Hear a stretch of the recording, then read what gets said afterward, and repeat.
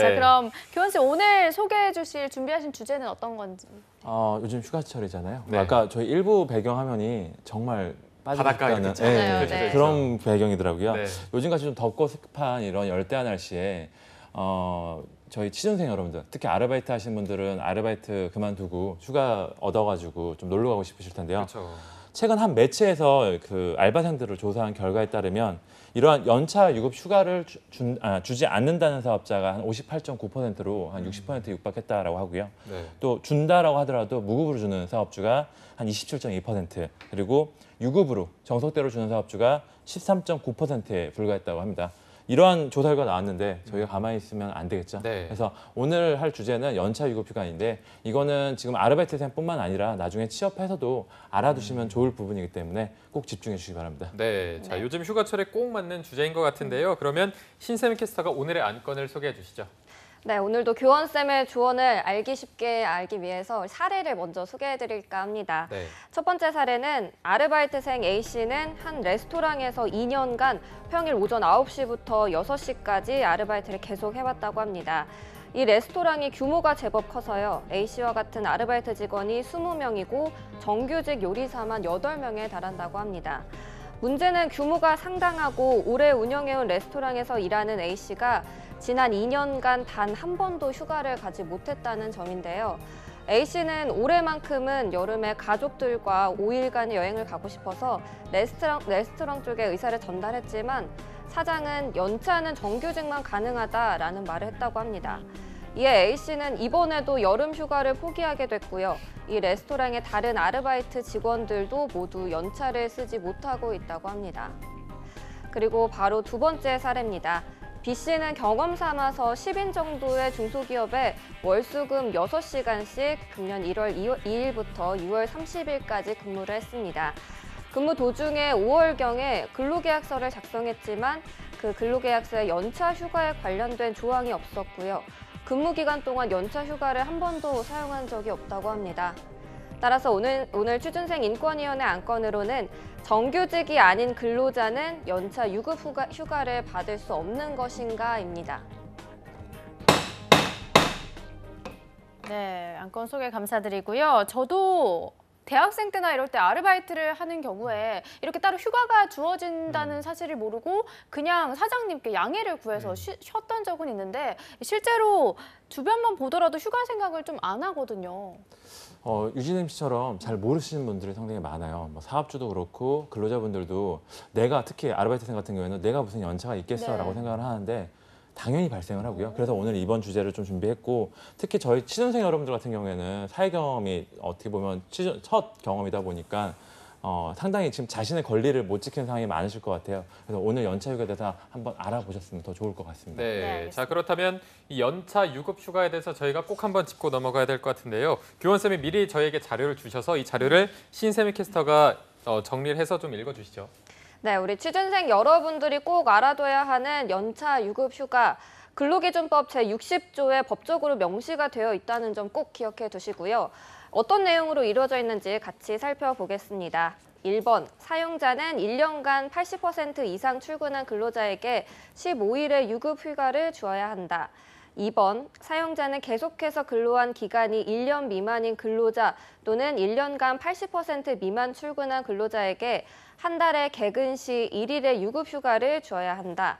삭제된 3번을 뒤로하고 4번은 사용자는 3년 이상 계속해서 근로한 근로자에게 제1항에 따른 휴가에 최초 1년을 초과하는 계속 근로연수 매 2년에 대해서 1일을 가산한 유급 휴가를 줘야 한다. 이 경우 가산휴가를 포함한 총 휴가일수는 25일로 한도를 한다. 마지막으로 사용자는 제1항부터 제4항까지의 규정에 따른 휴가를 근로자가 청구한 시기에 주어야 하고, 그 기간에 대해서는 취업 규칙 등에서 정하는 통상임금 또는 평균임금을 지급해야 한다. 다만 근로자가 청구한 시기에 휴가를 주는 것이 사업 운영에 막대한 지장이 있는 경우에는 그 시기를 변경할 수 있다라고 명시가 돼 있는데요. 사실 말하면서도 저도 참 어려운데 아마 쌤이 좀 더 쉽게 설명해 주실 것 같습니다. 네. 좀 설명해 주실까요? 어렵네요. 그러니까 연차 휴가는 파면 팔수록 좀 어려운 부분이긴 해요. 네. 그러니까 제 실제 사례인데, 아침에 저희 이제 인사 담당자분이시죠, 연락을 주셨어요. 그리고 점심 먹고 나서 한 번 또 연락을 주시더라고요. 그리고 저녁 퇴근 전에 연락을 주셨는데 연차휴가 하나 가지고 동일한 질문이었어요. 그러니까 그만큼 이해가 안 되셔서 그랬던 부분인데 제가 오늘 이렇게 뭐 어려운 부분 설명드리기보다 기본적인 사항들, 알고 계셔야 될 사항들, 아르바이트생이라면 본인의 권리를 누리기 위해서라도 알고 계셔야 되는 그러한 부분들만 좀 설명을 드릴 예정이고요. 저희 취준인 프로그램의 애청자시라면 아르바이트생도 근로자라는 거는 아마 이제는 모두들 알고 계실 거예요. 네. 근로자이기 때문에 근로집의 보호를 받죠. 그리고 연차 육아에 대해서 가장 우선적으로 중요한 건 1항에 대한 부분이겠죠. 1년간 근무하면 1년간 80% 이상을 근무하면 15일의 연차 유급 휴가를 준다라고 돼 있는데 여기서 이제 예를 들면 만약 2018년 1월 1일 날 입사를 했다라고 한다면 1년 되는 날이 올해 12월 31일이겠죠. 그래서 12월 31일까지 80%는 웬만하면 다 충족을 하실 거예요. 보통 뭐 3달 이상을 결근하거나 이런 거는 단일 의사가 없다는 얘기이기 때문에 80%다 충족을 하실 거고 그러면 15일의 연차 유급 휴가가 발생이 되는 거죠.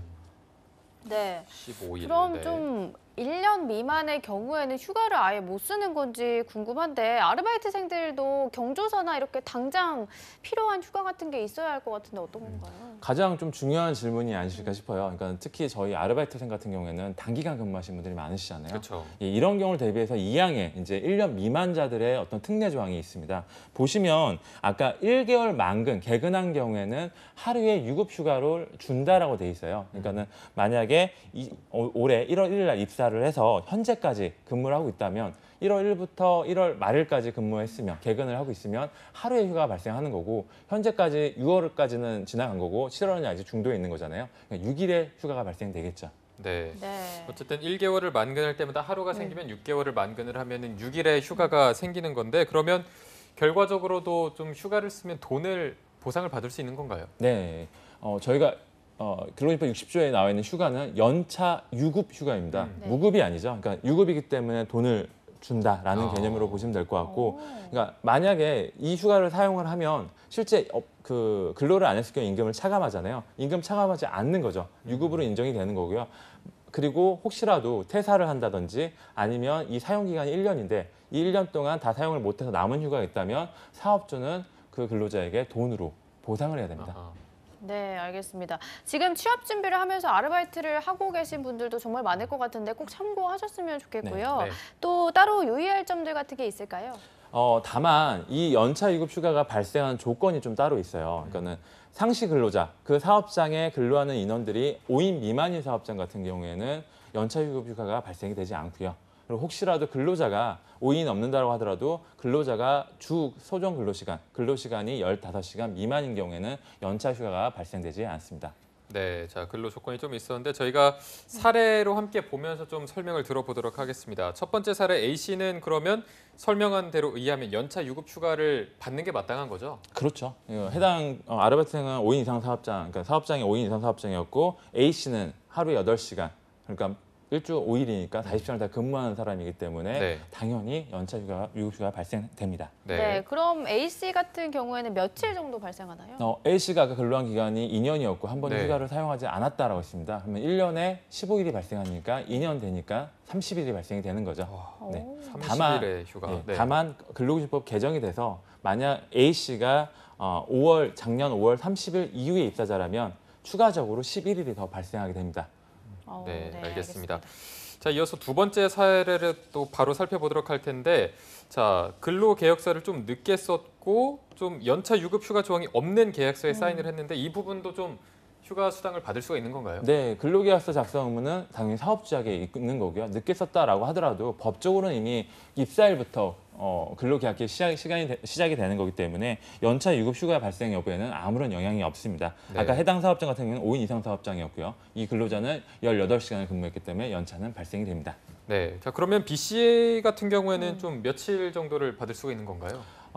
아까 말씀드렸다시피 60조 2항에 따르면 한 달 개근 시에 하루의 유급휴가 네. 발생되도록 돼 있죠. 아까 그 B 씨 같은 경우에는 2018년 1월 2일 날 입사를 했기 때문에 한 달 되는 날이 2월 1일이겠죠. 네. 그때 하나가 발생되는 거고 그렇게 이제 계산을 해봤을 경우에는 2월 1일, 3월 1일, 4월 1일, 5월 1일 그리고 6월 1일 해서 총 5일의 연차가 발생이 됩니다. 네. 네, 알겠습니다.